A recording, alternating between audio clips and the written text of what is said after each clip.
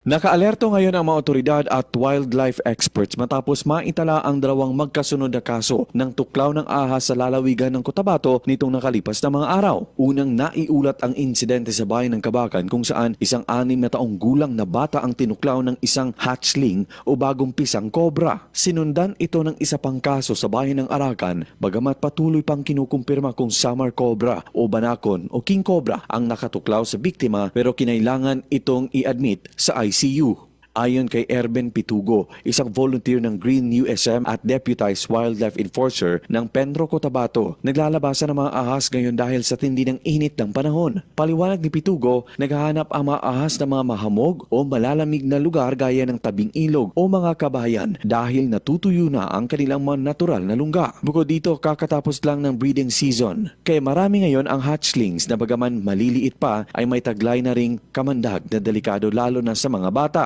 Babala pa ng eksperto, mas agresibo at iritable ang mga ahas ngayon dahil sa uhaw, gutom at stress na dulot ng init ng panahon at nakaambang na El Nino. Mas potent o matindi rin ang kamandag ng mga ahas kapag wala silang kain. Matatandaan nitong nakaraang mga buwan na tala rin ang snake bite sa Makilala kung saan isang magsasaka ang nabiktima na ngayon ay nasa maayos ng kalagayan. Habang noong Disyembre ay isang babae naman ang nasawi sa Arakan matapos matuklaw ng banakon. Luigi Alan Tutor, NDBC, Bida Balita.